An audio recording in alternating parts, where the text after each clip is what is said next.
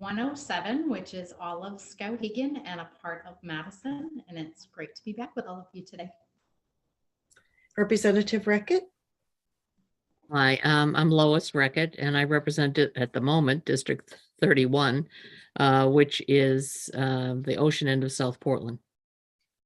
And Co-Chair Harnett. Thank you, Senator Carney. Happy New Year to all. My name is Tom Harnett. I represent House District 83, which is the town of Farmingdale and the city of Gardner.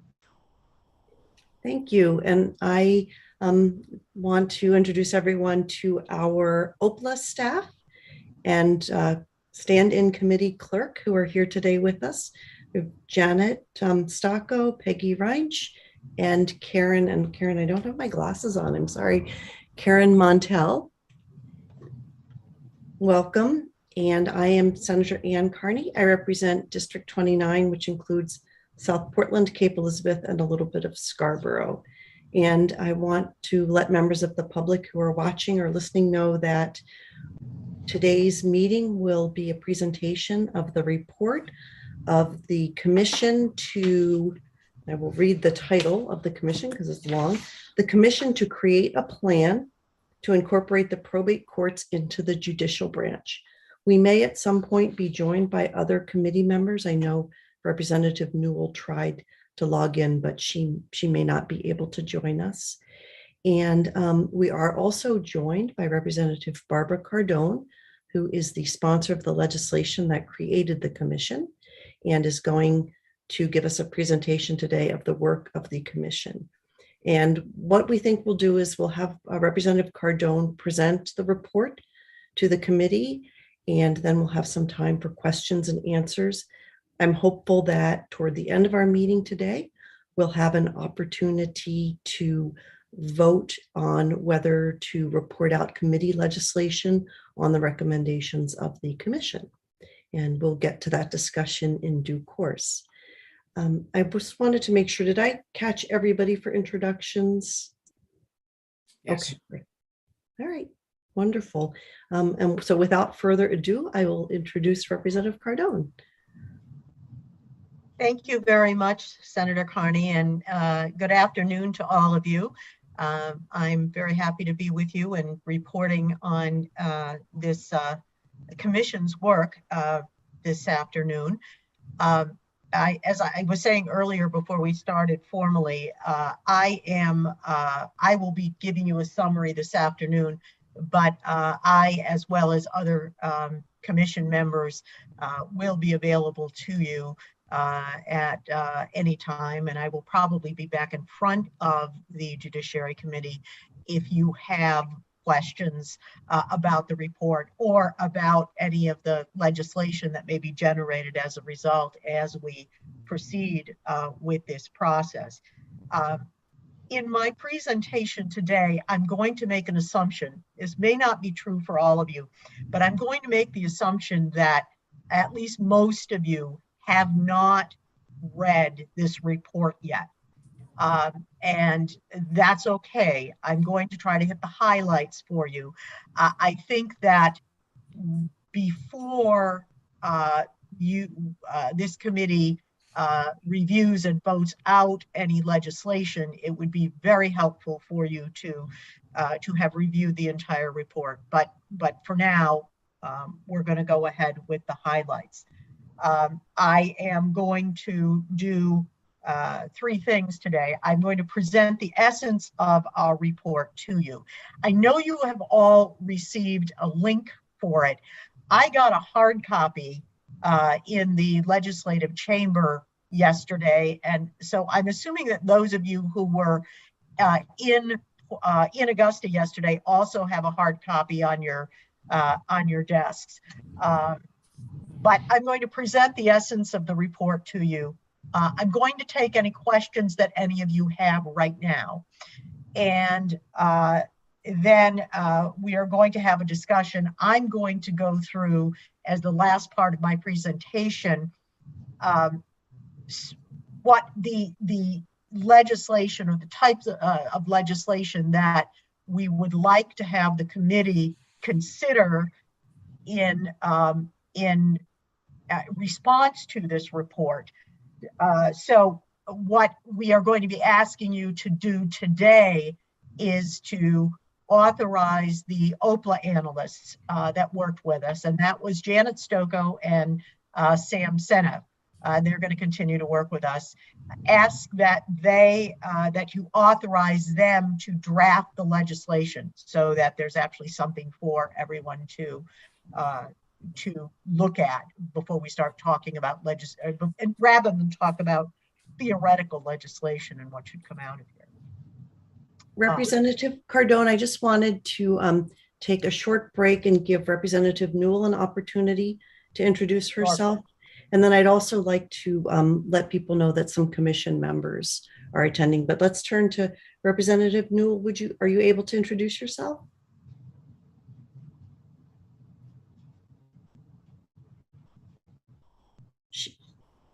She may have a bad internet connection or something. I know I'm having connectivity problems today as well.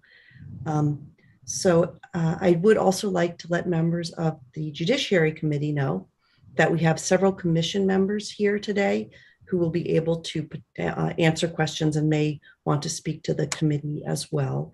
And those are Judge Crockett, who's a probate court judge, Judge Libby Mitchell, who is also a probate court judge, Kathleen Ayers, who's a register of probate from Kennebec County, Leo Delicata, an attorney with Legal Services for the Elderly, who also participated in the commission, and then Julia Finn on behalf of the Judicial Branch. I see. Turn it back over to you. Oh, I see Representative Newell is live now. If great. She's available to introduce herself. Welcome, Representative. Good afternoon. Thank you, Senator Carney. Good afternoon, everyone. It sounds as though I missed introductions, but I am Rena Newell, and I am the tribal representative for the Passamaquoddy tribe. And I did switch off from my laptop to my phone because I am on another webinar at the same time. So I'm going to try to listen into both, but I'll be present. Thank you. Thank you. All right, Representative Cardone, go ahead. Thank you. I wanted to begin by going over with you the structure of the probate courts, and because really it's the structure that is the underlying issue that we're trying to address. And I know some of you may be intimately familiar with it, and some of you may not. But in contrast to the structure of our state courts, our law court, our superior court, our district courts. In Maine, we have, as you know, one Supreme Judicial Court, one Superior Court, the Maine Superior Court. It sits in all 16 counties, but it is one Superior Court, and one District Court, the Maine District Court. It sits in all counties in various locations, but it is one court. All of those three courts are state courts. They all come under the umbrella of the state judicial system. They are overseen by the Chief Justice of the Maine Supreme Judicial Court. They work with the administrative office of the courts on the administrative end, but they operate as our state judiciary branch, and you've dealt with them in a number of different ways, a number of times on this committee. By contrast, our probate courts are organized a little differently. They are actually a vestige of a much older model of court. Instead of one probate court, we have 16 individual probate courts. We have the York County Probate Court, the Penobscot County Probate Court, the Aroostook County Probate Court. There is one probate court in each county. It is not one court sitting in 16 counties. It's one probate court for each county. They are run and financed by the counties, not by the administrative office of the courts, not through the judiciary budget. And they have 16, or each probate court has a judge. So there are 16 individual probate judges.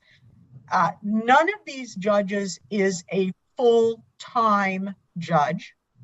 So they are each part-time judges. They are paid by the counties, and they are, in some cases, also practicing law. Whereas a state court judge is a full-time judge and cannot, under the code of conduct, also run a law practice, the county probate judges can. So some are retired and only work part-time as a judge, but others also work as practicing attorneys. The probate court, and again, all of that's paid for by the individual counties. The counties, of course, get their money through property taxes. So the funding of probate courts right now is currently 100% on the backs of the property tax payers in the state of Maine. The probate courts are supported by the offices of the registers of probate. And they are, the registers of probate have 2 or 3 different functions, a couple of which are unique. In one sense, the registers of probate and the offices of the registers of probate act like the state court clerk's offices do in the state judicial system.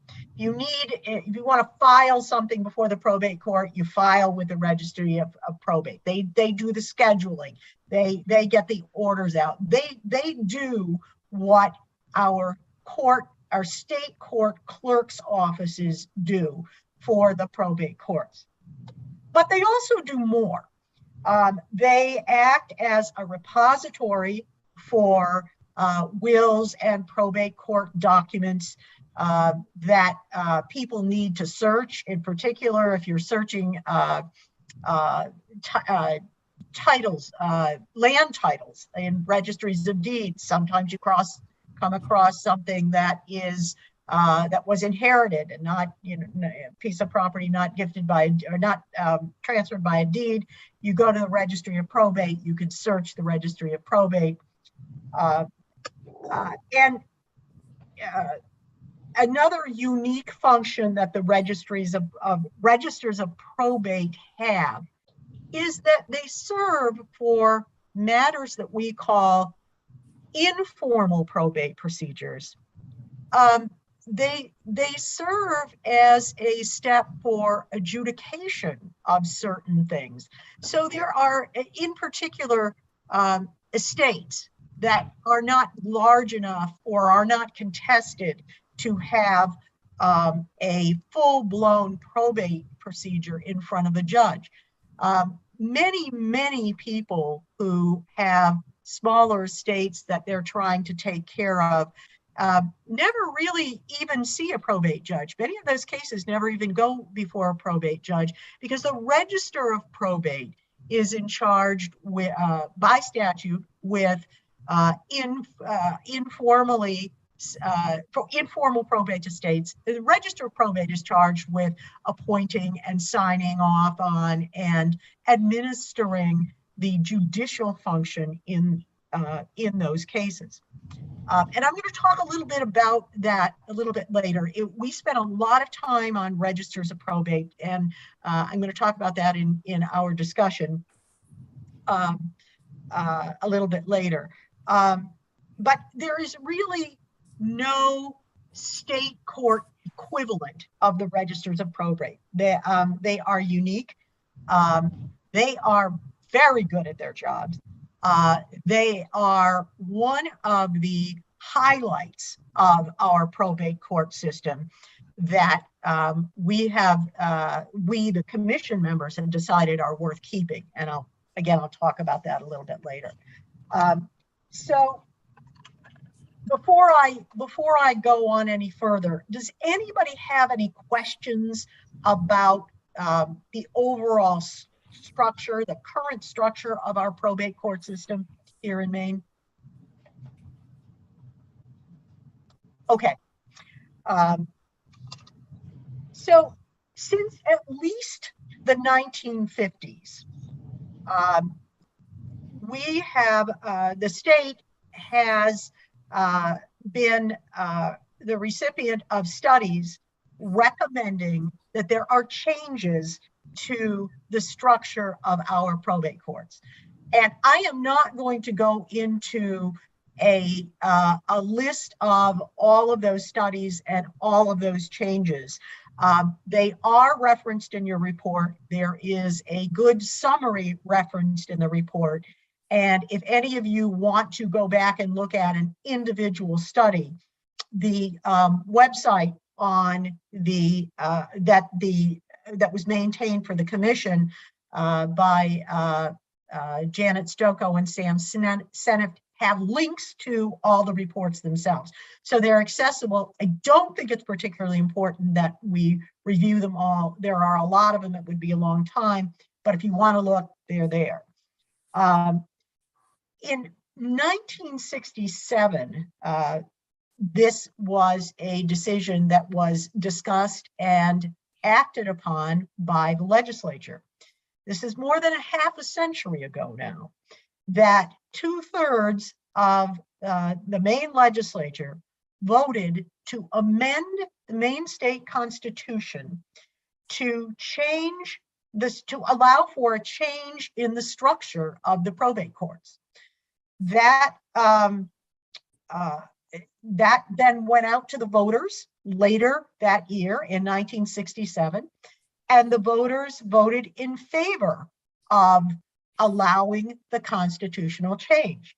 Now, it's a little bit odd, I don't want to say odd, but a little bit different from our usual constitutional amendments in that it was a provisional amendment.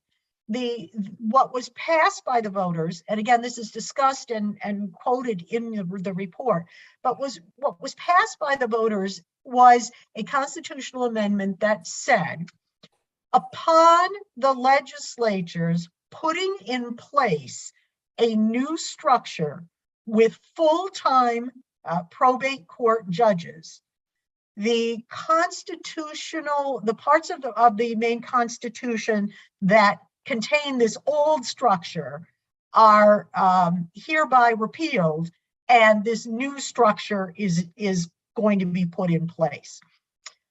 So we essentially got permission from the voters that said, the permission said, yes, we want the new structure and we want the legislature to put a new structure in place. But since 1967, nothing more has happened in terms of an actual new probate court structure being put in place. Again, we're talking about 54 years ago, and the legislature has still failed to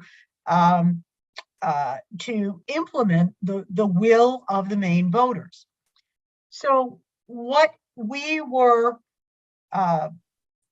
looking to do, what we as this commission were charged to do, was to come up with a plan to report back to you, a way to implement the will of the Maine voters in changing this structure. That brings us to the spring of 2021 and Resolve 2021 that I had originally sponsored and was passed out of this committee that created this commission. And I'm going to read to you the resolve that the commission, not word for word, but a summary, just to remind you, because this was very, very important to the commission members.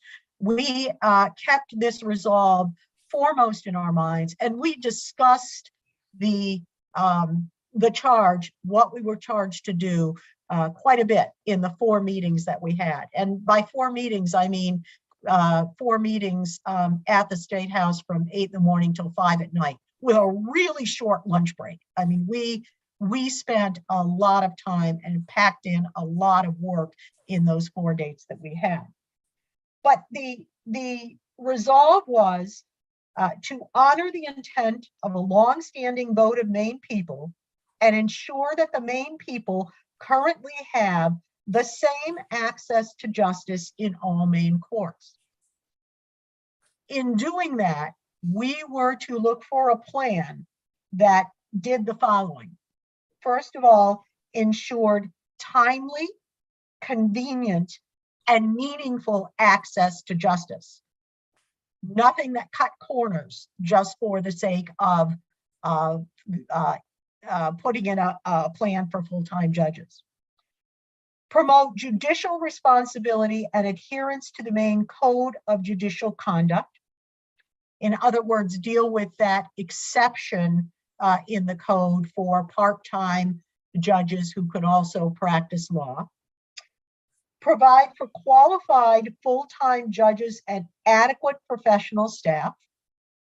Reflect efficient practices in scheduling and case management throughout the system. Allow for convenient and consumer-friendly processing of uncontested matters, and reflect economies of scale in all appropriate operational aspects. And as we did our jobs, as we reviewed compilations of data that were provided to us by the courts, as we heard from members of the public, some guest speakers that we had invited who had done work with the probate courts, like Professor Smith, some former probate judges, and members of the commission as well. We kept all of these charges in our minds. From these charges and from all of the work that we had done and the information that we had gathered and discussed and digested and reworked sometimes and discussed again, the commission came up with 3 goals. We distilled this down to 3 goals. So we went from the resolve to these 3 goals. The first of these 3 goals was to create a plan that appoints full-time probate judges and to put those judges within the state judicial branch. So instead of having 16 individual judges, one a judge of the Hancock County Probate Court, one a judge of the Saginaw Probate Court, one a judge of the Cumberland County Probate Court, we have full-time state court judges that are going to be sitting in more than one county. And they will be under the judicial branch so that they are subject to scheduling, disciplinary matters, education as state court judicial branch judges. The second goal that we wanted to make sure our plan covered was that we preserve the exceptional customer service and accessibility provided by the county registers of probate. And as I referred to this earlier, but it was universally accepted, I believe, by all members of our commission and by the people who testified that these county registers of probate are a good thing. They serve the people of Maine directly, inexpensively, and easily for especially for pro se litigants who do not have an involved legal matter. If you go into a county registry of probate, They will assist you. They can't give you legal advice technically, but they will assist you in filling out forms. You go in and say, you know, my Aunt Mary just passed away. She's got this car and a bank account with $10,000 in it, and whatever. What do I need to do to? She didn't have a will. What do I need to do to probate her estate? They will give you the forms, and they will say you need to do this, and you need to do this, and you need to do this. They are extremely helpful, and I think we can say they're the jewel in the crown of the probate court system. And it was universally accepted that we wanted to save that part of the system that provides this superior customer service. If we just took the probate courts and just said, we're going to do away with 16 county probate courts, and we're just going to put everything on the probate docket into the state court, we would lose those registers of probate and that type of service. And we do not want to do this. There are also some very significant nuts and bolts problems with saying, okay, we're going to take the 16 registers of probate, and we're going to make them one state registry of probate, and we're just going to fold them in and call them state court employees now. Lots of issues having to do with technology. Right now, the probate court technology and the main state court technology don't talk to each other. They're two completely different systems. There were a number of other problems that would not allow us to do that quickly. And we were very concerned that if we tried to do it all at once, it would render the probate courts dysfunctional. We didn't want to do that. So right now, for now, to preserve that functionality and that superior customer service, we have a plan that for right now leaves the state, the county registers of probate as they are, with the registers of probate being elected. The third thing, the third goal that we had, we talked about this quite a bit, but the third goal was to transfer oversight and payment of court-appointed attorneys that serve in the probate court system to MCILS. Right now, they're appointed individually by the individual county probate courts. And to transfer the guardians ad litem, payment for the guardians ad litem, and payment for court-appointed visitors, which is another unique office in the probate courts. We don't have them in state court. But to transfer payment for guardians and visitors at public expense and probate proceedings to the state court budget. And there were a couple of reasons why we chose to do that. The first is as they are paid now by individual county courts, and they are in individual county budgets, the rate of pay is not necessarily the same. I'm not saying it's always different, but it is not necessarily the same from county to county, and not necessarily the same as a court-appointed attorney might get paid in state court. By putting all of the court-appointed attorneys under the MCILS umbrella, we do assure that they get paid the same amount regardless of what court they're in. And we also ensure that that payment, that money is coming out of the county budget, off the backs of the taxpayers, and will be put into the state budget where there are other sources of revenue. Same issue for the guardians ad litem and for the court visitors.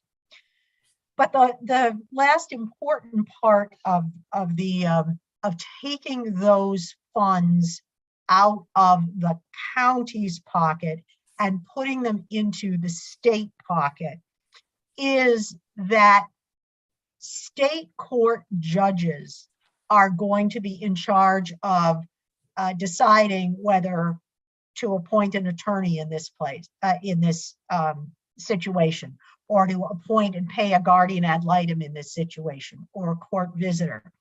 And we had a number of discussions on the problems that may be fraught with a state court judge, a state court official, parceling out county funds, and the problems that that could create with the county commissioners. If the state court judge says, well, you know, we really need an attorney in this case, and the county commissioner saying, you know, sorry, we're low on funds, we're not going to give you any more money for attorneys. So by putting all of those functions, by having them funded through the state and being controlled by state court judges and state court administrators, we eliminate that state county friction that several people on the commission saw was going to be fraught with problems as we go forward.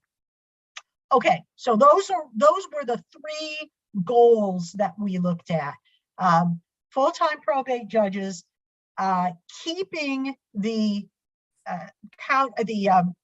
registers of probate as is for now, and taking those the guardians ad litem, the court-appointed attorneys, and the court-appointed visitors, and putting them under the state court budget. From that, we formulated recommendations. So before I get into the recommendations, because this is where we get into wanting to ask you folks to allow the OPLA analysts to start drafting legislation. Before we get into that, anybody have any questions about those three goals that the commission distilled?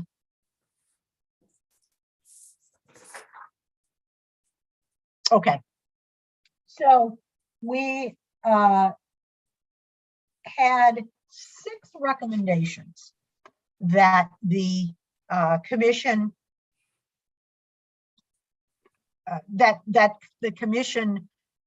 decided on, and I should say a majority of the commission.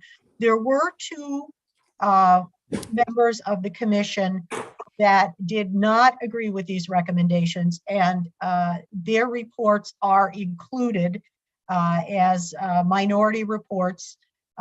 One of them was Senator Keim, and the other was Judge Crockett, who I believe is listening in. Judge Crockett, well, I'll let them speak for themselves on what their opinions were and why they decided as they did. But I wanted to get to the recommendations.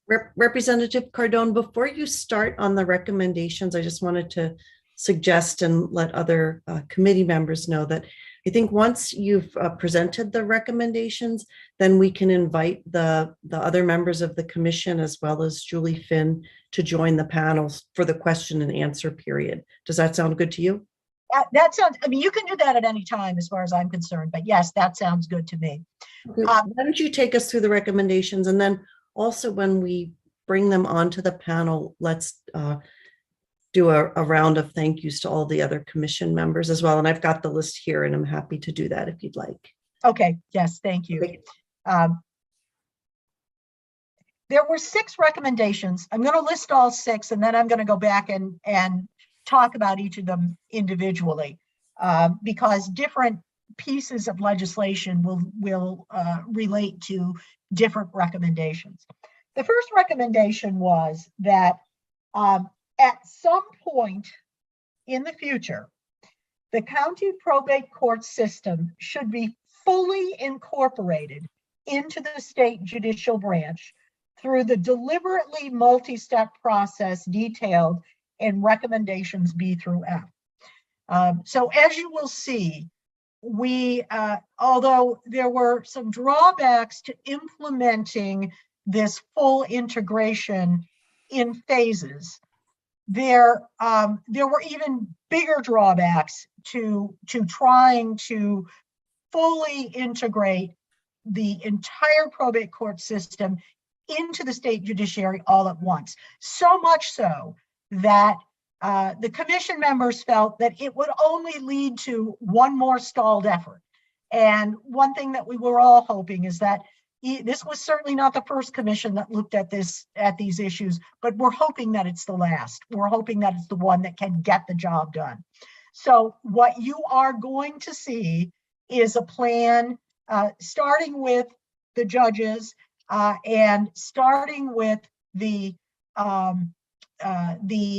court-appointed attorneys and the visitors and guardians ad litem and shifting those payments, but providing for review and next stage plans to go back and look at, okay, how can we deal with the registers of probate and what can we do so that at some point in the future we have a completely integrated state probate court system like we do now with the state district courts and the state superior court and the Maine Supreme Judicial Court.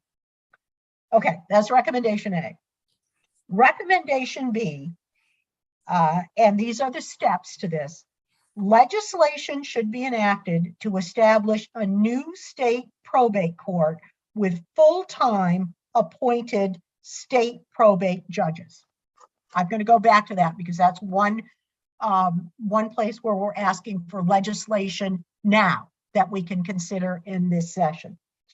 Recommendation C, at this time, the county registries of probate should be preserved. They should be preserved with the elected register of probate. They should be preserved with all the current functions and the current employees that they have. They should be preserved with the current functions that they do, and they should be preserved and maintained and paid for by the counties. We're not ready to take those registers of probate and put them into the state system yet. Recommendation D, responsibility for establishing the qualifications of court-appointed attorneys, guardians ad litem, and visitors in probate proceedings, and for paying these professionals when they are appointed at public expense should be borne by the state and not the county governments. And that's something we're going to need legislation on as well. You will see in the report, by the way, and there was some concern raised about this, that MCILS is trying to restructure. Are we putting an unfair burden on MCILS, or are we tasking them with something that they are ready to do? The commission did hear from Justin Andrus, who has been appointed as or hired as the executive director of MCILS. We did work with Justin Andrus on this. Justin is of the opinion that, well, we're going to need more money to do it because we've got to increase our budget because we're going to have more appointments to make out for lawyers. But yes, MCILS is capable of doing this. So I was convinced after hearing him that we were not unfairly tagging or burdening MCILS at this point in their restructuring. But we're going to need some legislation on that. And then recommendation E is that the new probate court system described in A through D should be thoroughly reviewed in 2027 before any further changes are made to the system. In other words, we're going to have kind of a hybrid with state probate court judges and county registries of probate. And we're going to have a turnover that I'll explain regarding state probate court judges and county probate judges as well. It gets a little confusing. It's going to be possibly a little bit messy because we cannot just replace elected probate judges with state court judges. If a probate judge is elected, that probate judge constitutionally has to serve out or be able to serve out his or her term. So we couldn't just say starting January 1, 2023, we're going to have all state probate judges. So we have to work with a gradual shift into these state court positions. And then before we take any other steps, we wanted a task force to review everything by 2027 to see, have we gone amok? Are things working? Do we have the technology now that we can deal with the state court, the registries of probate being incorporated into the state court system? What is that going to involve? How is this going to work? And then our final recommendation has to do with what I just referred to, the transition from the existing county probate court system with the county judges to the new system with state court judges. That should be implemented over the next 4 years. And we're going to need some specific legislation to do that. And I'll go through that in a little bit more detail. These recommendations and the legislation that is going to support these recommendations is really where you will all benefit by reading the report, I think. And feel free to ask questions after that. It's going to get a little overwhelming for us to try to get into the details of some of this stuff, which are very detailed and have to be, because we're dealing with this transition from county court judges to state court judges. But we think it'll work. So if you would like to bring in the rest of the commission members, Senator Carney, if this seems like an appropriate time, and we can go back over some of these recommendations and talk about the legislation that we would like to see come out of this, and what we're asking Judiciary Committee members to authorize their OPLA analysts to do. I think this would be appropriate.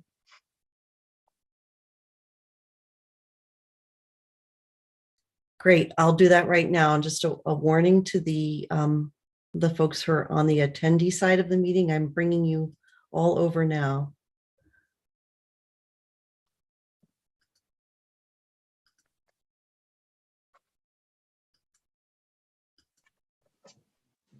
And I'm in under the 1 hour time.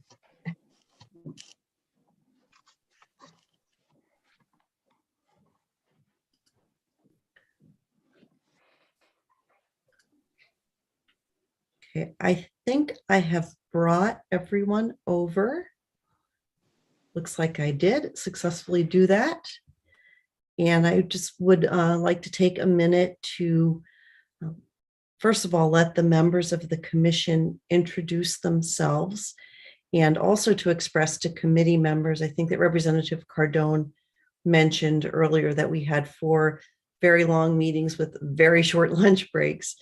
And commission members worked so hard and contributed so much to understanding the current state of the system and how to best incorporate the probate court system into the judicial branch in a way that made sense and preserved the best of the probate court system as it currently is, and gave us even more ability to serve the people of Maine as we brought the judges into the judicial branch. And so I'll just call on folks to introduce yourself, and then I'll thank the other members of the commission. Judge Mitchell, would you like to begin? Hello, everyone. My name is Libby Mitchell, and I'm the Kennebec County Judge of Probate. Thank you. Judge Crockett? Hello, I'm Jared Crockett, the Oxford County Judge of Probate. Thank you. Kathleen Ayers?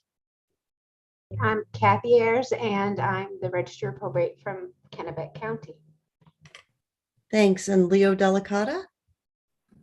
Hi, I'm Leo Delicata. I'm an attorney with Legal Services for the Elderly. And then Julie Finn, who was not officially an appointee of the commission, but I know monitored the workings of the commission. Go ahead, Julie. Hi, yes, I'm Julie Finn, representing the judicial branch. There were a couple of judges on the commission, Justice Ellen Gorman and Judge John Martin, as well as a clerk who actively participated. And as others have indicated, the meetings were quite lengthy, but I did actually observe and listen to a large majority of them. So thank you. Thank you. And thank all of you for your participation. It was truly invaluable. I know we said that before, but we can't say it enough. And then I'd also just like to take a moment to thank the other members of the commission. Those include Senator Lisa Kime, Representative Aaron Sheehan, Representative David Hagan, Justice Ellen Gorman, Judge John Martin, Catherine Wiltuck, who is a member of the judicial branch staff, Julie Howard, who is a representative of the state court clerks, Judge Avantagio, another probate court judge, and Tudor Goldsmith, a member of the private bar who works in the area of estates and trusts, and also is a member of the Maine State Bar Association. So actually, I would invite committee members just now to offer thanks to all of the members of the commission. Maybe we can do our virtual round of applause that we so fond of. Thank you all. Okay, Representative Cardone, I'm going to turn it back over to you for the question and answer period. Okay. Why don't I, unless my fellow commission members want to do it differently, I was going to go back to recommendation B and talk about the proposed legislation that we think has to come out of recommendations, I think B and possibly E, in order to get our plan for going from 16 county probate court judges to a number of, I think we proposed 9 state court, full-time state court judges handling the probate courts. Representative Cardone, let's take up first, because you've given us such a great kind of overview of what the changes are. Let's have a little bit of question and answer on the kind of the big picture, because the mechanics are something that the committee is going to do a deep dive in if and when we report out legislation and have a public hearing on that legislation. But I feel like the big picture is really important to give people a chance to speak to. Okay. Committee member, go ahead, Representative Moriarty. Thank you, Senator Carney. Representative Cardone, I just have 3 short related questions, and I may have skipped some language in the report and accompanying materials, but it seems to me to be clear that the governor would appoint the new appointed probate judges, yet the report doesn't explicitly say so. In fact, recommendation F refers at one point to the current judges being replaced by new judges, but it doesn't say who or how. So am I right that the governor is to make the new appointments? Yes. What we were envisioning, and this will have to be made clear in the legislation, but we were envisioning that these judges, these new judges, would be district court judges, but they would be working only in the at least for now, only in the probate court system. We wouldn't just add a bunch of district court judges and say, okay, to the courts, you schedule whatever district court judges you want. We did that for a number of reasons. If you want to know them, I'll go through them. But to answer your question, we were envisioning the hire of 9 new judges eventually, in that would be district court judges, and they would be nominated, vetted by the vetting process that the governor currently uses, nominated by the governor, and then confirmed by the legislature for these positions, 7-year positions just the same as any other state judicial judgeship would be. And Okay, just no- add one clarifying matter is that the proposal envisions a designated probate court within the judicial branch. And so these would be nominees for judgeships within the new probate court. So to follow up, then at the point at which a judge is appointed to become a probate judge as opposed to a district court judge, that person's term would be 7 years, Yes, and the governor would, or I'd say all interested parties would go through the vetting process by the governor's judicial nomination committee. that's what we envisioned, yes. Okay, very good. Thank you. Representative Moriarty, did you have a third question? Well, let's see, I had the length of the terms, who appoints, and whether the Judicial Nomination Advisory Committee would be involved. So I think Okay. that's, I'm good. Great, Thank you. thank you. Committee members, excuse me, are there additional questions?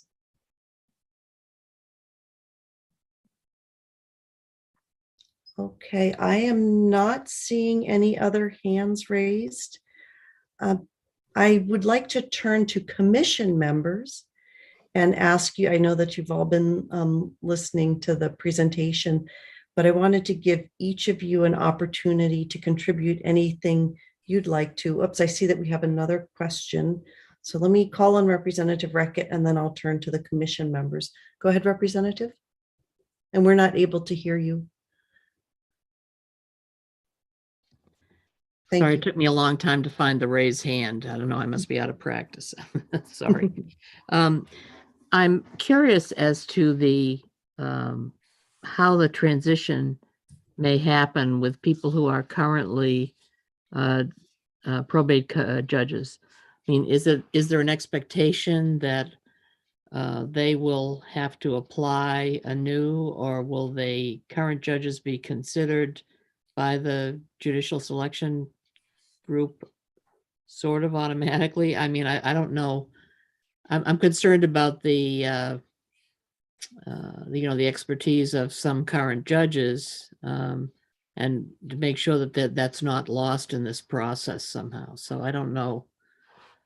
That's my other question, is what I understand. I approve of the way the registrars are being handled, but I want to make sure there's some kind of not kid gloves, but some kind of appreciation and allowance for people who are currently probate judges.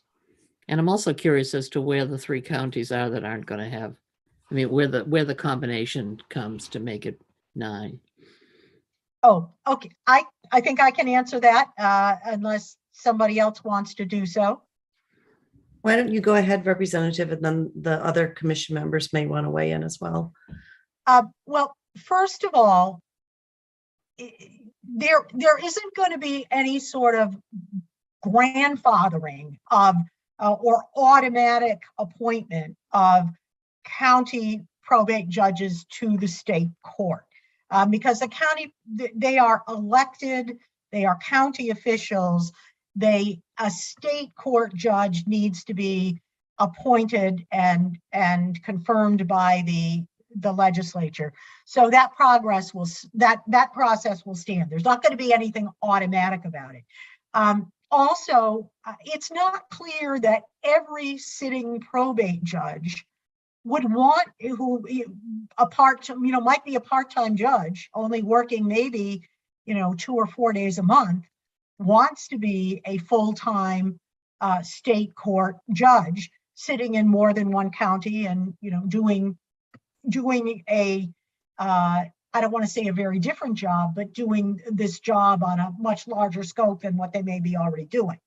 So there's nothing, there isn't going to be any automatic. However, there is nothing preventing a sitting county judge from applying for one of these state court positions. If Judge Mitchell or Judge Crockett decided that they would like to be a state court probate judge, they can type up their application and submit it, and there's nothing preventing them by virtue of being an elected county judge. There's nothing preventing them from going through the system and being appointed as a state court judge. Maybe I shouldn't say this, but my personal hope is that some of our current county probate judges will choose to do that. Because as you mentioned, Representative Record, and this was part of our discussion, right now, I think our state court bench lacks a depth of experience for probate court matters. There are a lot. I'm not sure if there's any. Judge Crockett had mentioned Justice Crowley, Robert Crowley, originally being a county probate court judge. I'm not sure if there are any others who have sat as county judges. There may have been, but the governor really is going to have to pay attention to this need for expertise in this state court system, especially since we've got, we're going to have a system that's got to get up and running, and we're going to have somebody act as a state court judge. I mean, as a chief judge of the probate court, and really getting this organized. So yeah, we are hoping that at least some of these folks decide they want to apply and are closely looked at, considered by the governor in making her nominations. Can I just jump in for a second, Representative Cardone? Just to, so what is envisioned in well, first of all, the phasing in of the transition over 4 years is really helpful in allowing the court to retain that expertise and transition it over into the new system. But what's envisioned is that initially, by January 1 of 2023, we would have 2 appointed probate court judges within the judicial branch. That would be for Cumberland County, and then for Hancock and Washington County, which is one of the 8 state prosecutorial districts. And then the other judges whose terms expire at the end of 2022 would each be, would run for a 2-year term of office. And ultimately, we would have 1 chief judge of the separate state probate court within the judicial branch. And then we would have 8 probate judges also appointed within the judicial branch, within the probate court system, and that those 8 judges would be paired with the 8 prosecutorial districts that currently exist in Maine. And so we spent a lot of time on the transition, and we came up with a plan that I think is going to actually be pretty smooth and help us bring that expertise over into the state court system. I'm particularly excited at the concept of the chief judge of the state probate court. And Representative Reckett, if you look in the report does contain the breakdown of those districts, and we had the judge, at least 1 judge assigned to each of those districts, is how we were envisioning this working. Because one of the things we wanted to make sure of is that no probate court in the state is operating with less time or fewer resources under our new proposed system than they are currently operating under their old system. So we want to make sure that there's plenty of judge time there to go around, and that that these in keeping with the resolve and what this committee said we needed to do, we wanted to make sure that these county that the various counties were getting at least the same amount of judge time. In most cases, it's probably going to be more than they're getting right now. Commission members, would anybody else like to provide information in response? If so, you can just unmute or you can raise your hand. Either works. Go ahead, Leo Delicata. Yes, I just wanted to add a little bit of information with respect to the expertise currently within the judicial branch. There is expertise at the Superior Court level because some probate cases do get there. There's also some expertise in the district court because, as some of you remember, this district court jurisdiction was increased with respect to subject matters involving children who have a connection because cases regarding their parents were being heard in the district court. Termination of parental rights cases, for instance, so that guardianships, conservatorships, adoptions, name changes with respect to those children have been under the jurisdiction of that limited group of children now for several years. Thank you. Any other commission members want to contribute? Madam Chair, am I supposed to wait at a certain point to present some of the issues with the plan, or how do you want to broach that? Because there's the minority report. I know you alluded to it earlier. Yeah, if it's okay with you, I think we'll finish this round of questions about the report and then have you speak to your minority report. Is that okay? Okay, great. Representative Poirier, did you have a question? I did. Thank you, Madam Chair. And thank you very much for all of this information. There's a lot to take in, and I can really see all of the work that was put into this. I think this is a simple question. Early on in your presentation, you had talked about when this first was addressed back, I believe you said 1967 was when the restructuring was first requested to be done, and it was never implemented. Was there ever any other like revote or re-ask to have this done, or are we basing this whole thing off of something that was requested in 1967? We are going back to implementing the constitutional amendment that was passed in 1967. There was never anything that rescinded that constitutional amendment.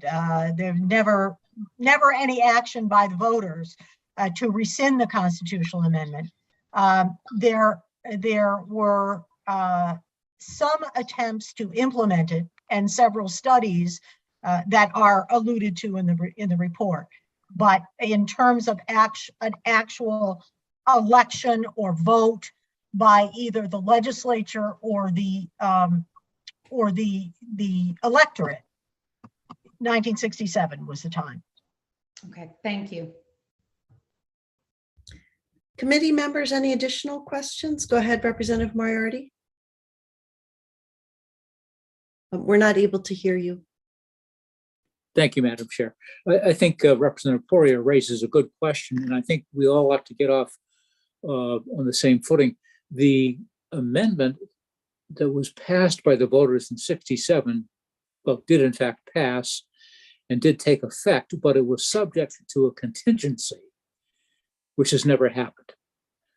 So if you read the Constitution, you'll find a part of that language which includes the passage of the amendment, but notes the fact that it was subject to something further on the part of the legislature, which never occurred. Yeah, thank you for that. And there have been, I mean, it was interesting to me to see the efforts that had gone into accomplishing the implementation of a new system. And we, in our work, I think, had the benefit of all of the work that had happened before. But it is complex because you're transitioning from a system with elected countywide judges on staggered terms to a system within of full-time judges within the state judicial branch. And we worked very hard and with a really narrow focus to try to kind of pull together everything that's happened since 67 and create an action plan. And I think that's what we did, but it's complicated, and the process we went through really reaffirmed that for me. Committee members, other questions? Go ahead, Representative Harnett. Thank you, Madam Chair. Thank you, Representative Cardone and others for all the work you did on this and the presentation today. My questions concern the registers of probate. And in your goals, your three fundamental goals, you wanted to preserve the exceptional customer service and accessibility provided by the county registers of probate.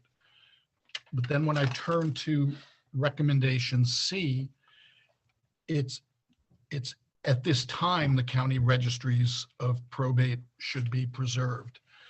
So my question is twofold. One, does that recommendation mean that every county will have a registry permanently?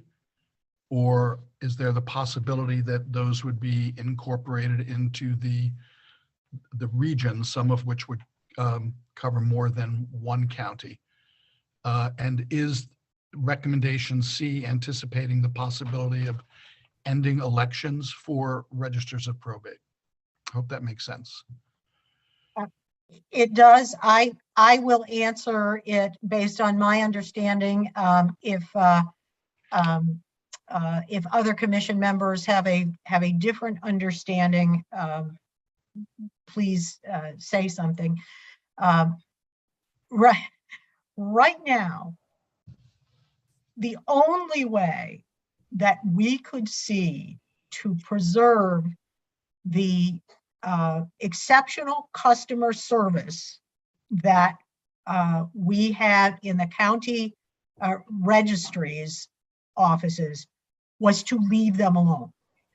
We were concerned that in addition to trying to restructure the judges' terms and the moving them from county to state, we were really afraid we were going to screw it up. Because there would be so much that had to be done in terms of looking at just the very basic questions like, are we going to have 16 county registries? Are we going to have one state registry that's now all going to be online? What are we going to do? How are we going to break up the functions that these people have?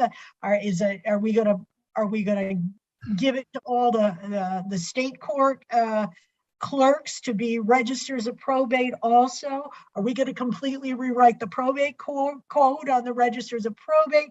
How are we going to fund all of this? Not to mention issues involving the technology and the systems talking to each other. And it was just overwhelming, and we did not see how it could be done. So the planning horizon that we have is county registers of probate are going to remain county registers of probate, with the county registry offices in 16, or I guess 17, I don't know if it's 17 different places. I don't know if Aroostook County has 2 of them or not. But in their current places, and those and they are going to continue to function in exactly the way that they're functioning now. Come 2027, when we have this review committee in recommendation E, that's going to be something that the review committee is going to have to look at. Are we in a place where we can now look at the registries of probate and in some way, and we don't have the way in our report, but in some way, how can we incorporate those county registries of probate into the state system? Is it time to do it now? Do we have the money, the technology? We've got county state issues about ownership of the records that would have to be dealt with. But that's something that we are tasking the 2027 folks to review and to look at and say, is this the next? This is definitely the step 2 or step 3 or step 4 of this process. And we have to evaluate when to do it in addition to figuring out how to do it. Does that answer your question? It does. Could I ask a follow-up, Madam Chair? Yes, go ahead. Thank you. And this touches on Judge Crockett's minority report, so if it's premature, let me know, but I'm not sure that it is. You're talking about there will be probate judges whose terms expire at the end of 2022, this year. Right.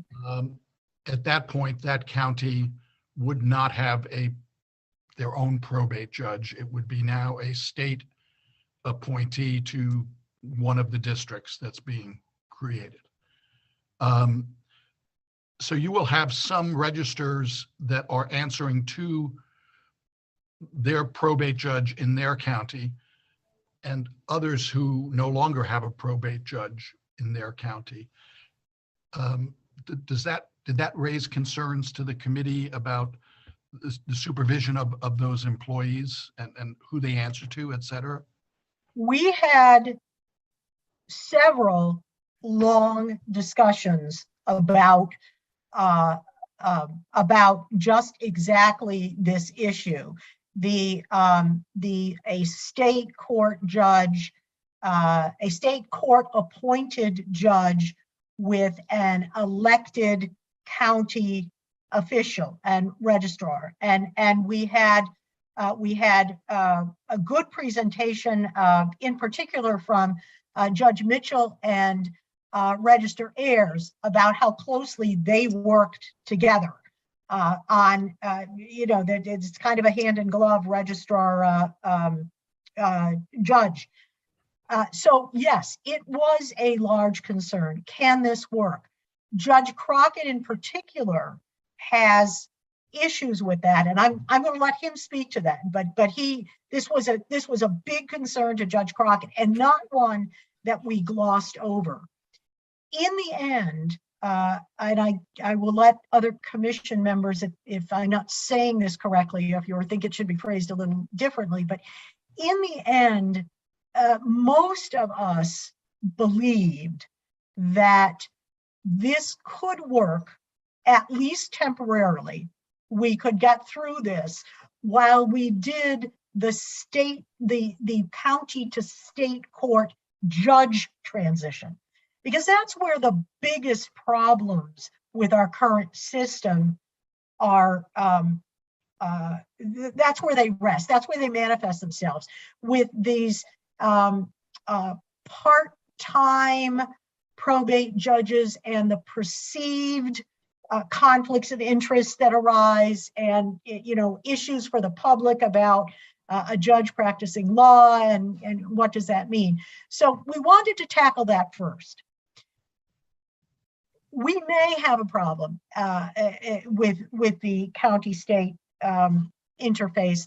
The overall feeling was, I think this can work, at least temporarily, until we can go back and reevaluate how they should, the registries of probate should come under the state court umbrella. But I don't want to minimize the concern for you. Yeah, and I just would like to add that the concern is really a practical concern, but not a legal structural concern. That Sam Seneff, the Opal analyst, exhaustively researched the issue. And if you look at Appendix K, that is the legal analysis on that issue. I did want to give Judge Crockett a moment to address this as well, because I think that he has a slightly different perspective. Do you want to go ahead, Judge Crockett? So is this the point at which you want me to just go briefly through my minority report and the footnote in the report, or just talk to this one issue? Why don't you just talk to this one issue, because we've got some other committee members with hands up. But if Okay, you could- yeah, in terms of the county-state hybrid model, some of you probably remember in the 1970s, that was actually the case. And the clerks of the superior courts were county employees. And there was a number of issues which necessitated the changes. I'm sure that when the actual legislation comes out, there's a public hearing, some of that information will probably be brought out. There's also a question of some of the labor issues and whether the judicial branch with their current labor contract, their employees, how that's going to work, having county employees that are non-union clerks and so forth interface. This isn't the first time this hybrid has been proposed. It's always been struck down earlier. This is the first time it's had really good legs, and I applaud the chairs for the hard work that was done by the commission. I don't mean to say that. And I will. Are there any other questions of me, or do you just want to wait till my portion of it at this point, or I defer to the chairs? Okay, thank you for your comment on that particular point. And I think we'll go to some of the committee questions and then come back to your report, Judge Crockett. Thank you. Representative Evangelos, go ahead. Thank you, Madam Chair. Barbara, Senator Carney and Representative Harnett and I have been on some recent calls with the Indigent Legal Commission and Mr. Andrus and the participating attorneys. I just wanted to know how recent is your information from Justin Andrus?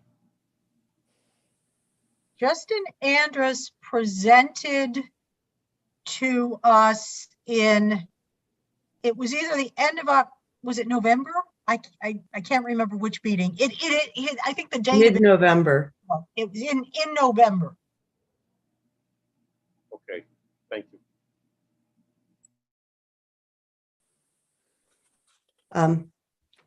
Any other questions, Representative Evangelos? Okay, thank you.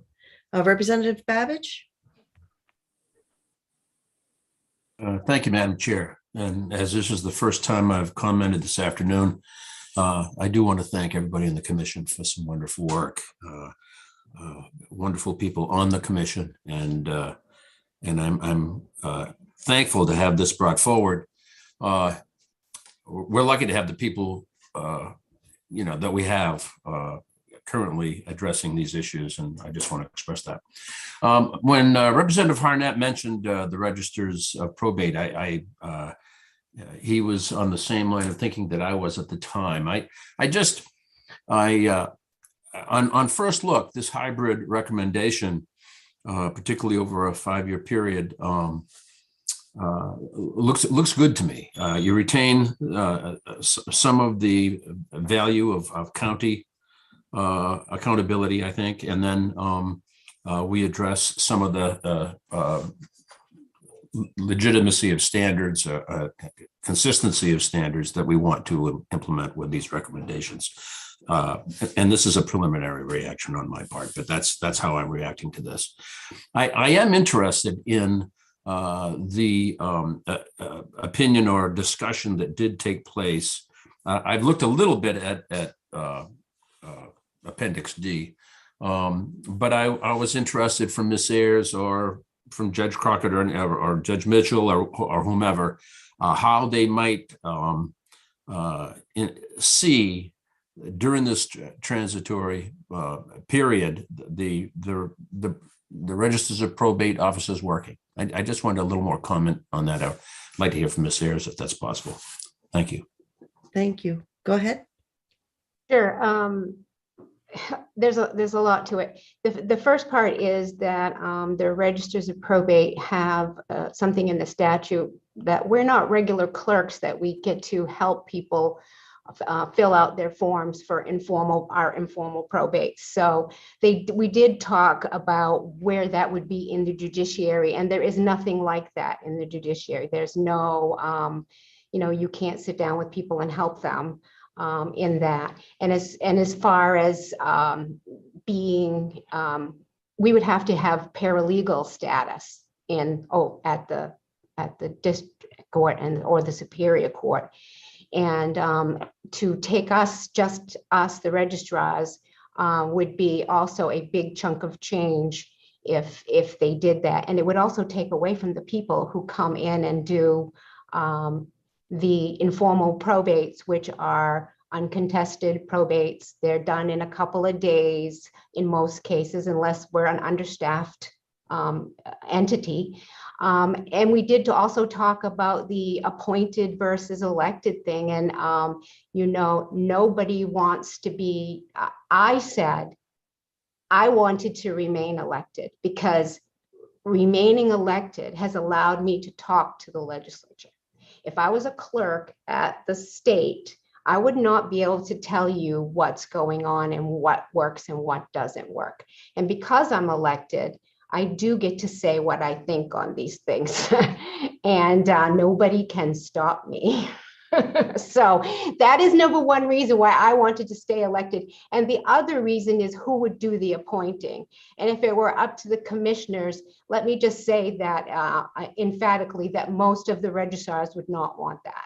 Even though if this were to pass tomorrow and I were appointed, my commissioners would appoint me.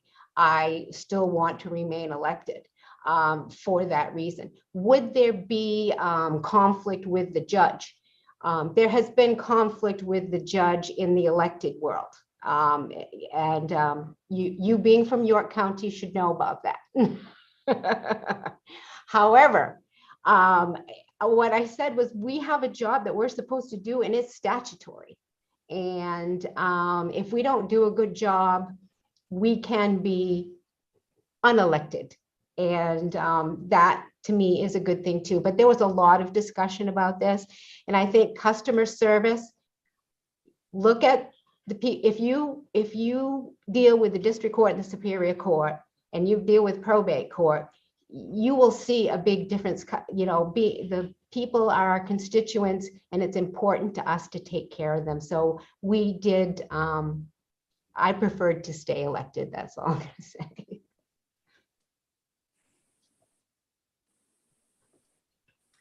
Judge Mitchell or Judge Crockett, did you have anything to add on that question?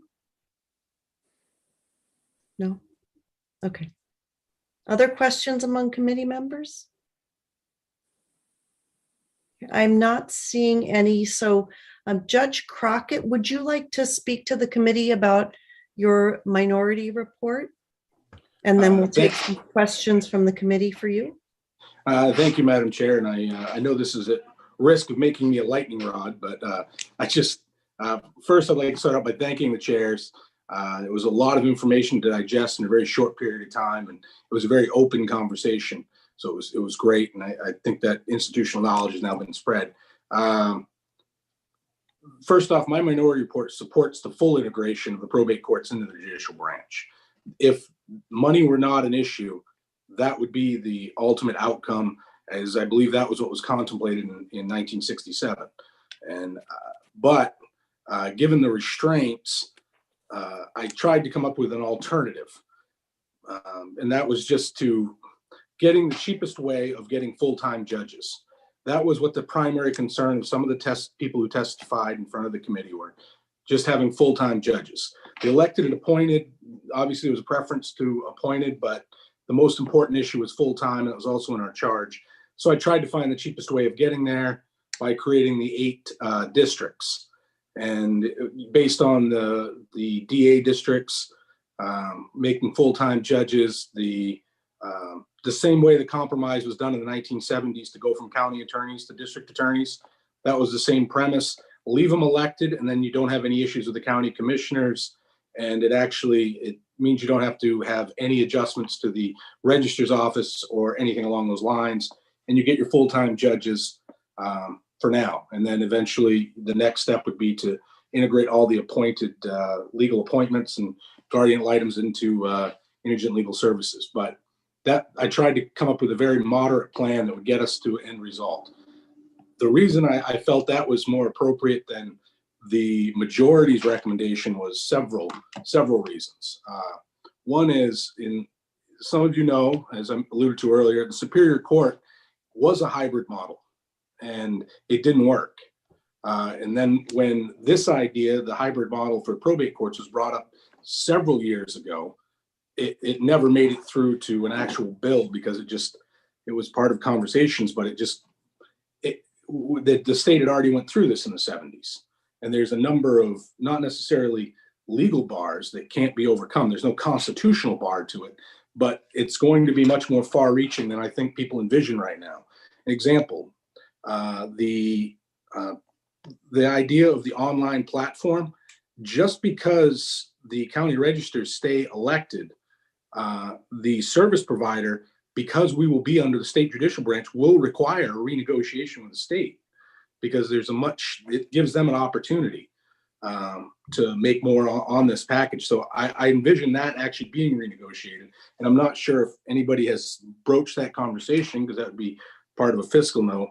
The other issue is obviously the labor issues that were brought up earlier, having non-union people take the place of union jobs in the judicial branch. Because if you leave the county employees as they are, you're essentially having county employees do a function for the judicial branch, and it's kind of bypassing that bargaining agreement. So that's something that's going to have to be addressed.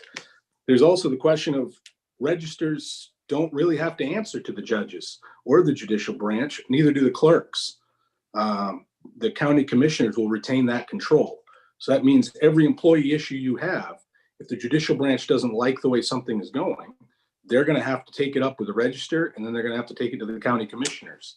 And I'm not sure if that's necessarily the best use of the time. It's also the question about leases for county space. If the state is going to control them through the appointment, it's going to be judges' chambers, judges' courtrooms, and they're going to direct the activities of the registers, or at least in theory, and the clerks and so forth, then they are going to have to renegotiate those leases. And I'm not sure if anybody's been involved in that process before, but it is not a quick one. So I think that's going to have to be considered. I could go on a little bit. I think I have questions about the regional appointments for the probate judges. I think there's something that needs to be addressed there. Just like the district courts have regions within them, that needs to be addressed. There's also the question of the funding. Earlier, it was mentioned that the funding was all by property taxes. That's actually not entirely the case. For Cumberland County, for example, Judge Mazziotti had them running in the black based on the probate fees. So that, depending on how the arrangement is structured, some counties, when the probate courts are entirely turned over, it'll actually be a loss of revenue. In the interim, you may be able to arrange it where this is a real windfall for them. So, and that would obviously garner some support. It's important to note that the county commissioners actually oppose this hybrid. As you know, when you've worked with some of the old county courthouses, the Superior Court's located in, and some of the renovation issues, we've seen some of that tension come up. But I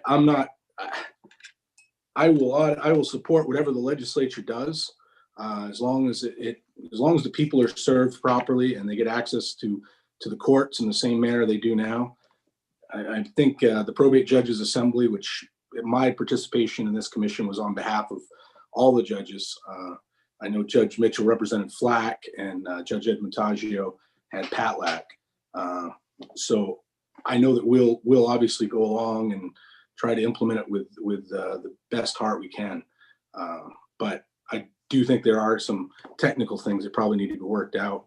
I still support the easier way to go, because I think it could be done cheaply for less than $2 million annually, as opposed to what I think the note on this one is going to be.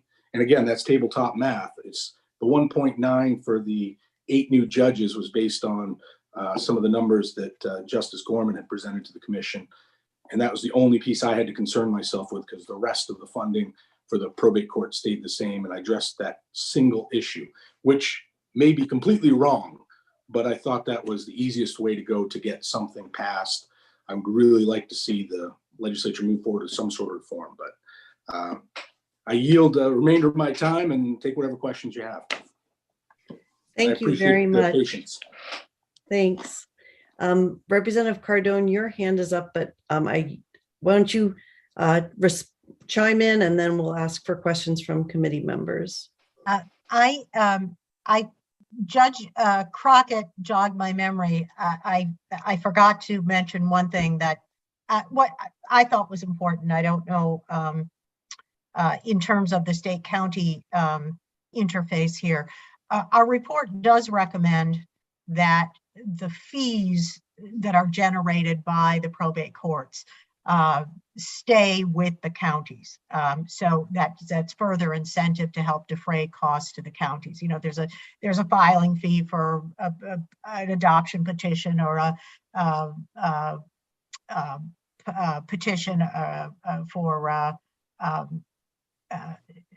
to authenticate a will. You know, whatever it is, an estate petition. All of those fees that people pay for their filing would stay with the counties.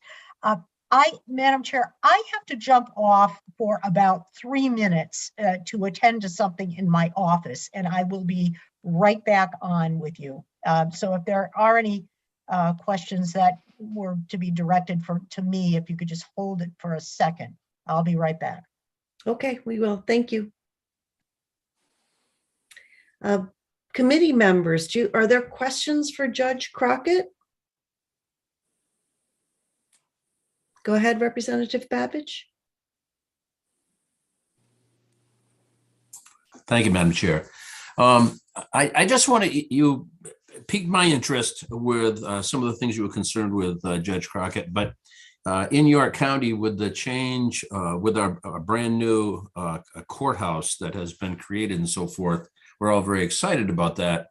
But one of the issues that was concerned was space for the county with that regard. Can you help me to understand what you were anticipating as a future problem with the determination of fees for lease space?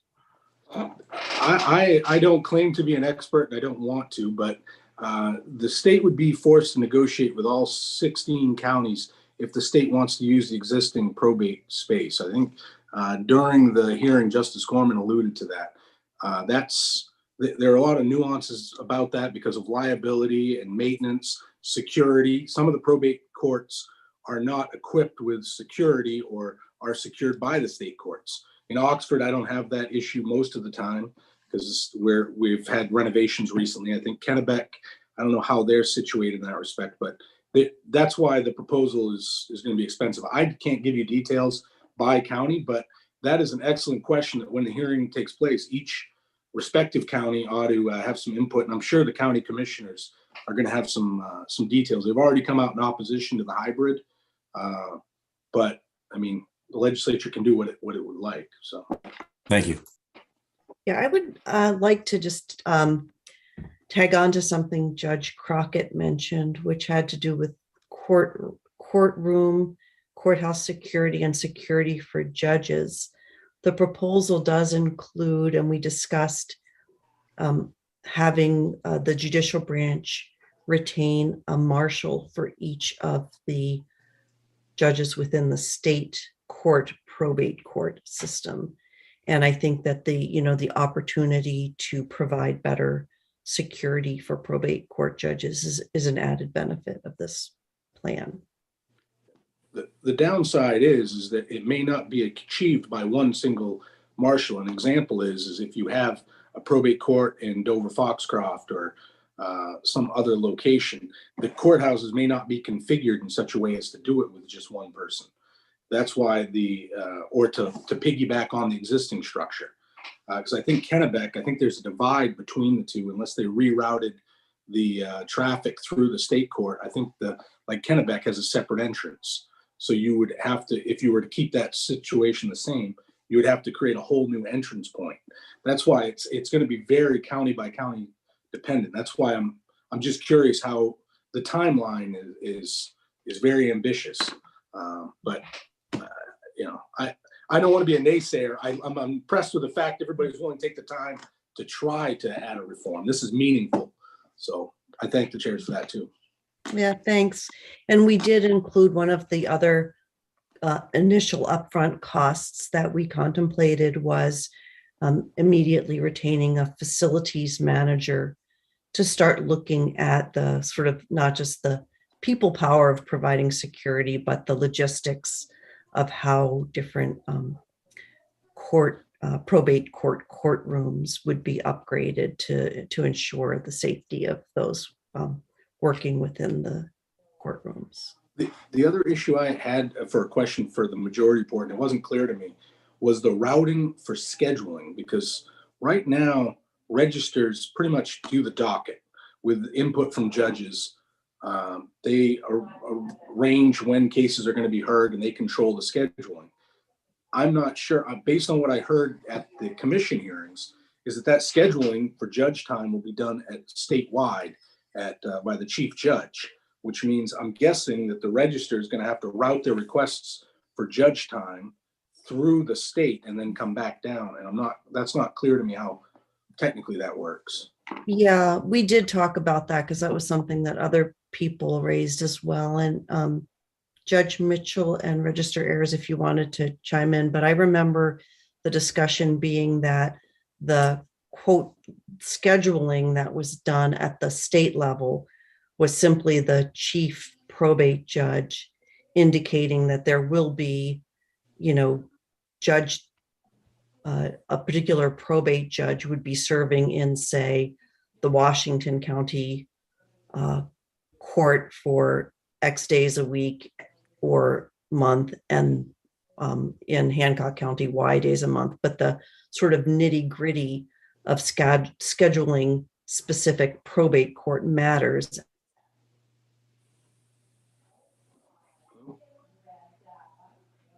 Hello?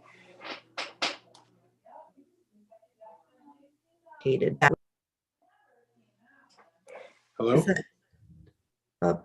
I'm sorry, when it's windy, my internet doesn't work. Can people hear me? You froze for a minute there. Okay. So for emergency matters, the state court will also be doing the scheduling for the emergency hearings required under the code within like the 7 days and all that. That was part of the technical issues we sort of had, and this could probably be worked out. So I don't want to divert the committee, but if there's no other questions for me, I'm going to go mute, which I'm sure everybody will appreciate. Judge Crockett, thank you for all your contributions to the commission. I think you helped us have really robust conversations, and you contributed a wealth of practical information as well. I'm going to turn it over first to Kathleen Ayers and then to Judge Mitchell.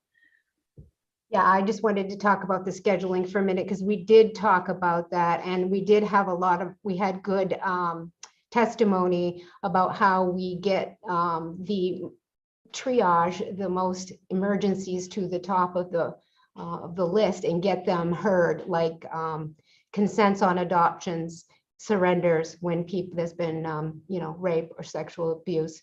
And they wanted to keep that, so I'm pretty sure that we're going to, yes, it has to be worked out somewhat, but we're still going to be in charge of triaging the importance of these things and getting them to the top. That was my understanding, and I would like to see it remain that way.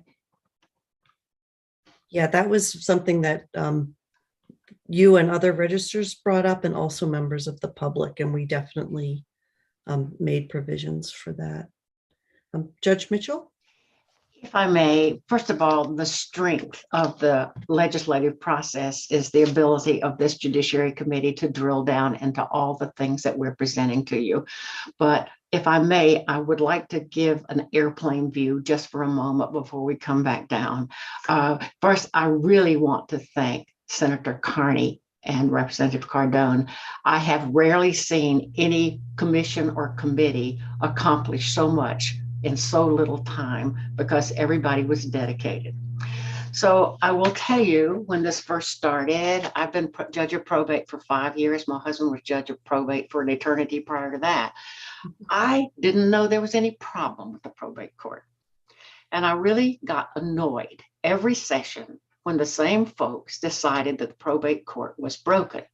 I lived in a special wonderland headed by Jim Mitchell, who wrote the manual on probate, and Kathy Ayers' mother, Donna.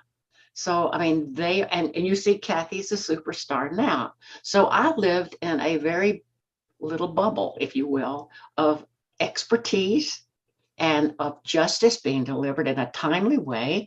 And did I like running? Absolutely not. But once I was elected, I was a judge. I was not a legislator. I don't even talk to most of you anymore, and I miss you.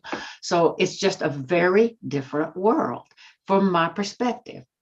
But frankly, and then as you can hear from the articulate and one of my dearest friends on the bench, Jared Crockett, that we are both probate judges with different perspectives on how to solve the problem, same end result, but how do you get there?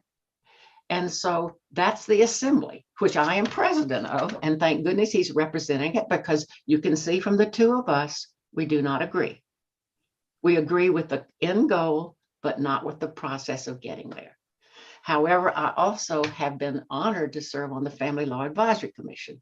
And it's been brought home to me over and over again, not about probate, but about how 2022 is not the court of 1960 when this amendment was passed in the first place, because family law has changed, families have changed, and there's a lot of overlapping, even name changes your committee has dealt with. How does probate court deal with name changes? How does district court?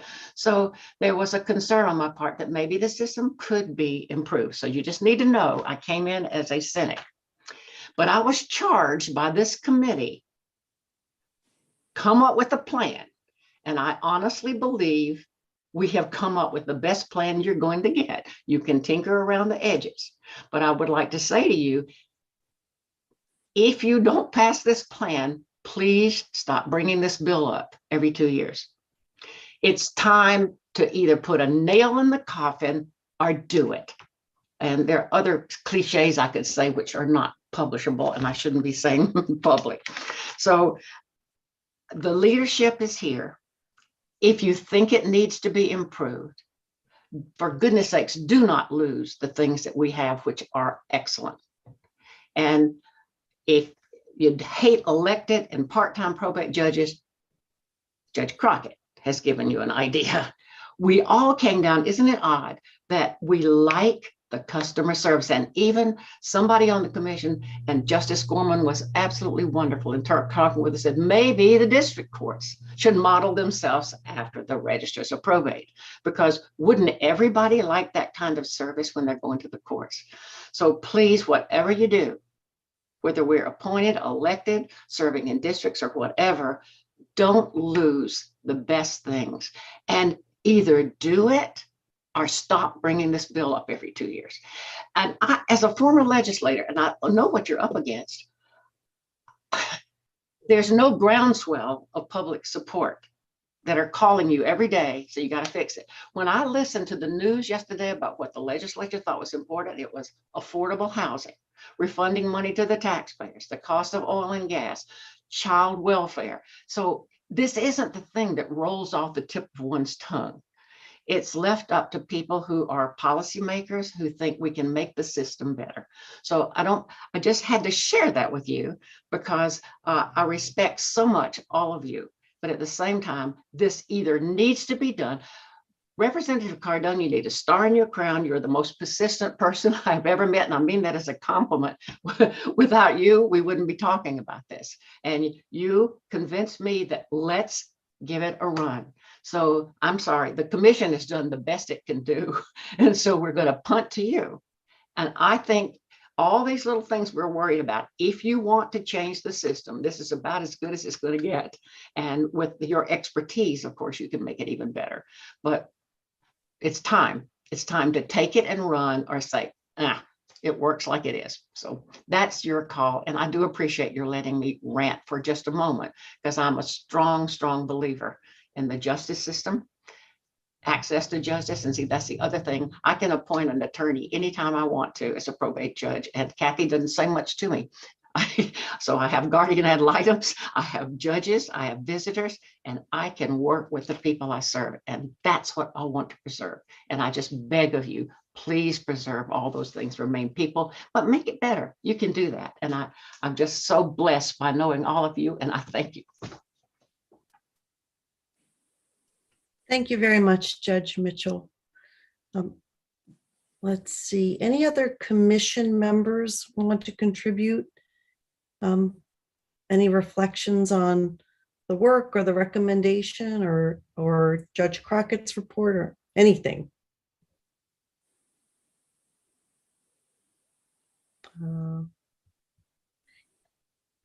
ahead, Leo, but before I call on you, let me just quickly ask, Representative Babbage, is your hand up with a question or is that residual? Okay.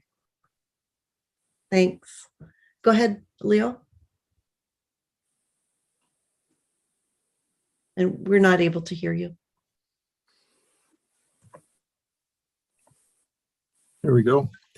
I just wanted to reflect for a minute on the commission's work and also to recognize that Judge Mitchell and Kathy Ayers, in their official capacities, run the best probate court in the state, in my opinion. Not everybody has the pedigree that these two people have with respect to the people who came before them and what they learned.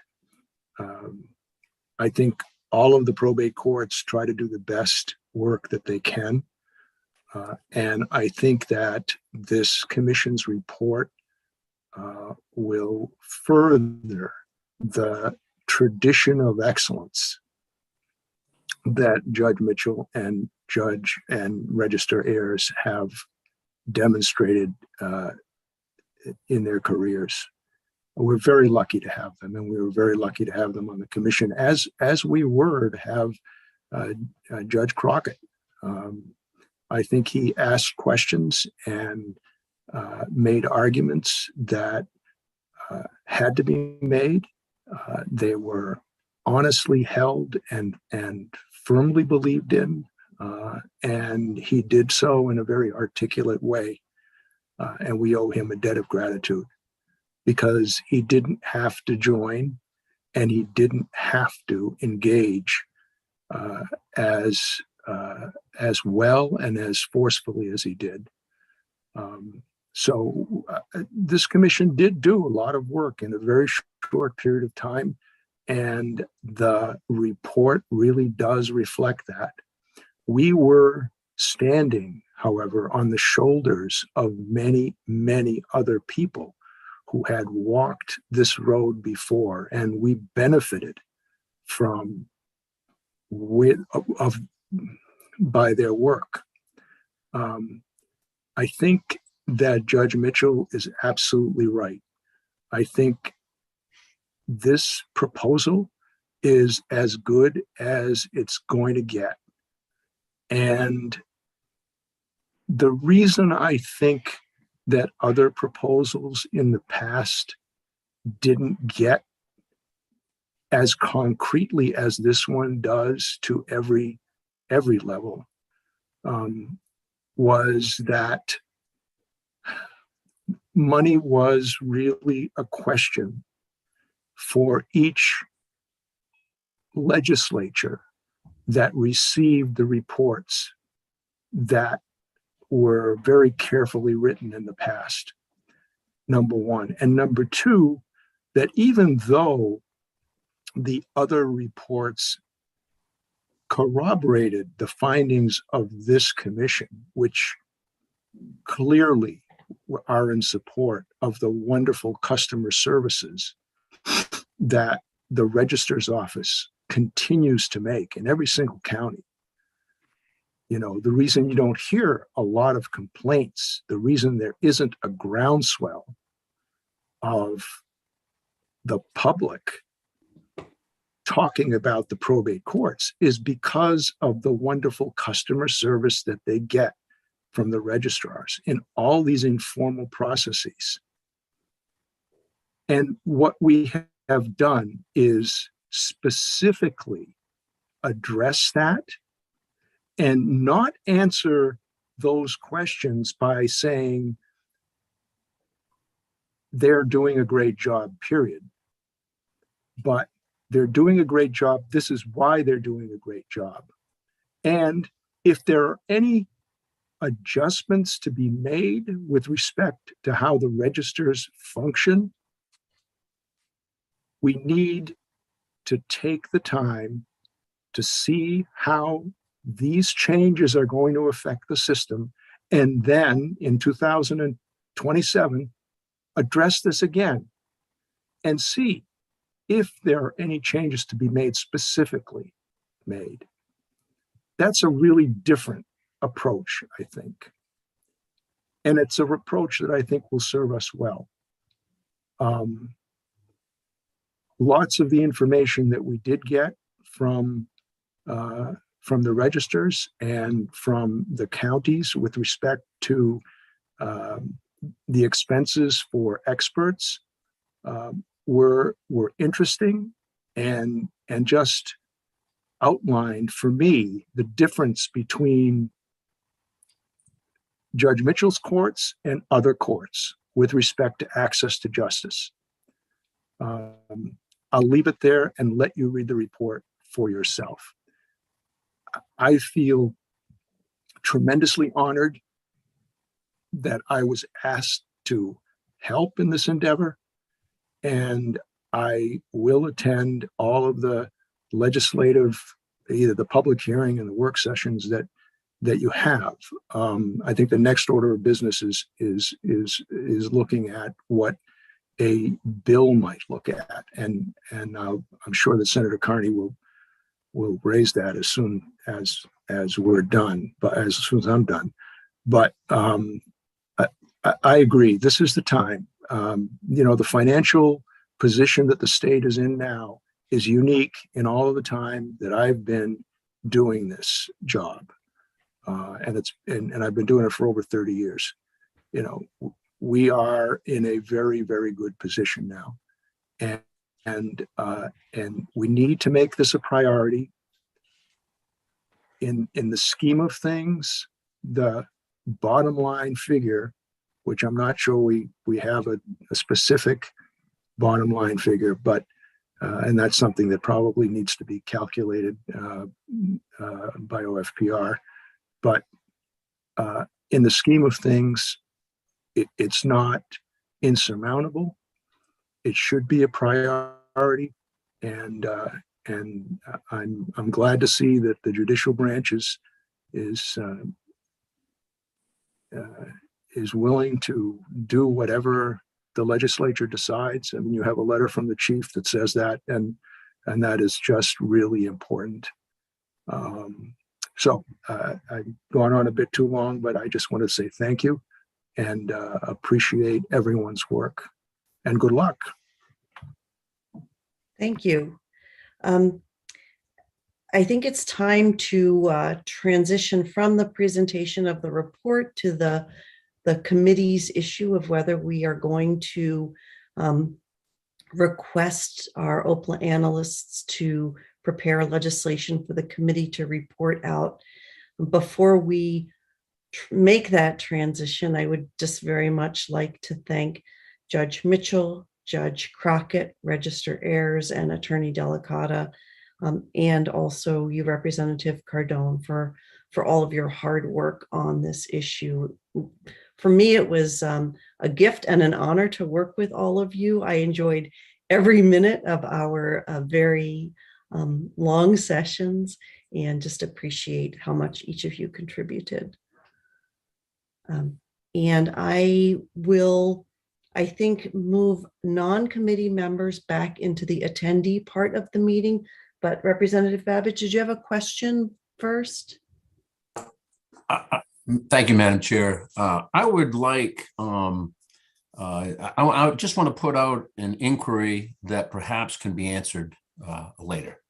But what I haven't investigated this, but from what I understand, the 1967 permission slip granted by the people of Maine to make a change in the system becomes effective as soon as the legislature makes that change. I guess what I'm asking, because I noticed that both judges and registers of probate are in the Constitution. So if two-thirds and a people's vote is not necessary because we have received that for this implementation in 2022. Would that be necessary for a change in 2027? That's all I'm asking. So, thank you. So we'll have to answer that question down the road. I mean, it strikes me that the way the constitutional amendment that is currently on the books operates is that it takes this system out of that particular portion of the main constitution and relegates it to statute. And so my initial impression is that the statutory changes that we hope to make now, and that we might additional changes that might be made after the 2027 review would be statutory in nature rather than constitutional. That is very off the cuff. Yeah, thank you, Madam Chair. And I'm not advocating a change in 2027, but I wanted us to be aware of consequences. Thank you. Yeah, thank you. Thanks for raising that. And on that note, I guess Representative Cardone, do you have anything to add before I start moving non-committee members into the attendee part of the meeting? No, I just thank you for listening. Thank you for your questions. And please, if you have any other questions of me at any point, please feel free to contact me. I'd be happy to answer them. Thank you. And once again, thank you all. You'll be floating through cyberspace for just a moment.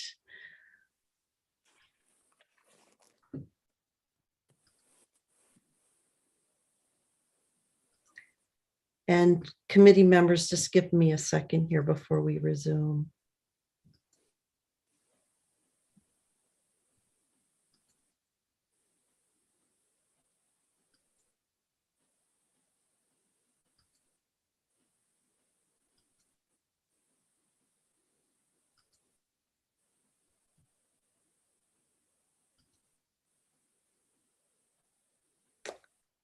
All right, I think I did that effectively. All right. So now, committee members, thank you so much for your great questions and all of your attention this afternoon on this important and complicated issue. We do have the power and right under the language of the resolve to report out a bill regarding the subject matter of the report that we have all just reviewed. And at this point, what I would like to ask the committee to do is, and this is not any kind of a vote on the merits of any legislation, it's simply asking the committee to vote to agree that we will report out legislation, which would mean that our OPLA analyst, Janet Stucco, who's been manning shepherding us through this very challenging work of the commission, and has been working a little bit on proposed legislation to have her on behalf of the committee draft legislation that we would then consider in a public hearing and vote on in a work session. Because of the nature of the time frame that we're dealing with, we would draft the legislation, or I would recommend that we draft the legislation with an emergency preamble. And so before we have a motion, I just would like to open it up to the committee to ask any questions about my request of you, which is to have the committee vote to report out emergency legislation implementing the recommendations of the report. So questions first from committee members. Representative Babbage.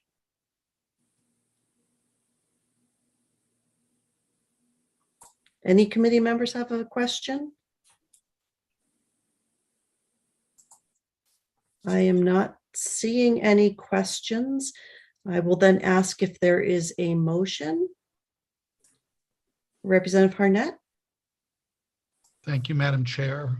I move that the Judiciary Committee authorize the Office of Policy and Legal Analysis staff to draft emergency legislation based on the recommendations contained in the report issued by the commission to create a plan to incorporate the probate courts into the judicial branch dated December 2021.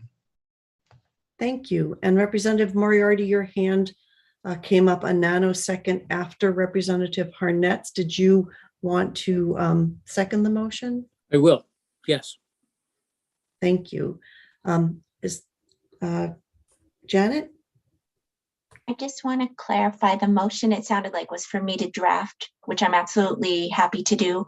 Are you including in that motion to actually report it out? I mean, you would see the language first, there would be a language review, but to actually report it out to be referred back, that's usually integral to the motion to know if you are reporting it out. And so it'll come back, because if it comes back, then you get to do the hearing and the work session and do lots of things. If you don't want it to come back, it's a completely different kind of a vote. So I just want to be sure. My intention was to have it reported out and to come back to the Judiciary Committee.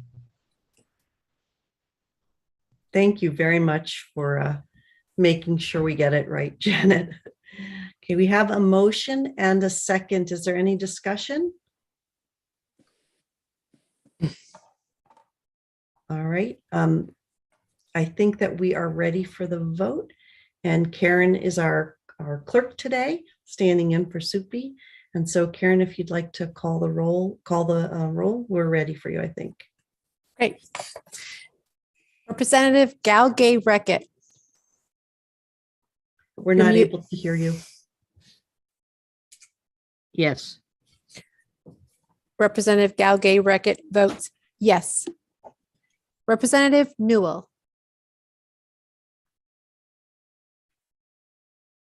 Surprisingly out of order. I will vote yes. Thank you. Representative Newell votes yes. Representative Evangelos. I can come back to people. Representative Poirier. No. Representative Poirier votes no. Senator Keim. Senator Sanborn. Senator Carney. Yes. Senator Carney votes yes. Representative Harnett. Yes. Representative Harnett votes yes. Representative Babbage. Yes. Representative Babbage votes yes. Representative Thorne. Representative Sheehan. Representative Moriarty. Yes. Representative Moriarty votes yes. Representative Hagan. Representative Libby. I'll circle around again. Representative Evangelos. Representative Evangelos, absent. Representative Keim. Representative Keim, absent. Senator Sanborn. Senator Sanborn, absent. Representative Thorne. Representative Thorne, absent. Representative Sheehan. Representative Sheehan, absent. And Representative Hagan. Representative Hagan, absent. Representative Libby. Representative Libby, absent. Madam Chair, I have 1, 2, 3, 4, 5, 6 voting in favor of the motion. 1 voting against the motion, and 1, 2, 3, 4, 5, 6, 7 members absent. Thank you very much. Welcome. And that concludes our work on the report from the commission to study, to come up with a plan to incorporate the probate court system into the state judicial branch. And at this point, we don't have any other matters on our agenda for today. And so I would entertain a a motion to adjourn. So move. Thank you very much. Lots of motions there. All right, everyone. Thank you once again for all your great work today. See you next week. Okay, thanks. Take care. Thank you all.